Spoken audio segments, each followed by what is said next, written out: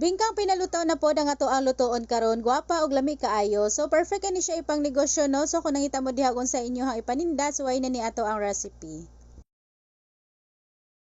So sa mixing bowl i-combine nato diri ang ato ang 1 cup rice flour, 1/3 cup glutinous flour and 1/3 cup na white sugar. Then mogamit po dito diri og 1 teaspoon na instant dry yeast and 1 tablespoon na baking powder. Pagkahuman isunod nato diri ang ato ang 1 and 1/3 cup na coconut milk. Then i-mix nato og tarong hangtod sa wala na siya mga lumps. Pagkahuman ato ni siyang i-rest for at least 15 minutes. While nag-rest sa ato ang mixture, mag-prepare na lang ta diri sa ato ang mga molder. Og diri kay ni gamit lang ko og mga dahon sa saging no kay para humot gyud ang ato ang bingka. So after 15 minutes kay pwede na kainin nato siyang lutoon. So kayo lang ni nato siya og balik no. Then diri kay nagkuha lang day ko og 1 tablespoon na mixture. Then nagbutang lang ko diri og gamay nga coloring food no kay para na siya pang topping natoon niya. Pero optional lang na siya ha kung dili mo ganahan pwede rin kayo dili siya butangan. Then diri kay ato lang na siyang i-swirl para naalan siya design gamay ba. So diri sa babaw nagbutang lang ko diri gagmay nga molder. Then steam ni nato siya for at least 15 minutes ang gagmay nga size. So kining mga gagmay nga molder kay mauna gini siya og kaluto no for 15 minutes luto na siya. Then diri sa ubos katong duha ka dagko kay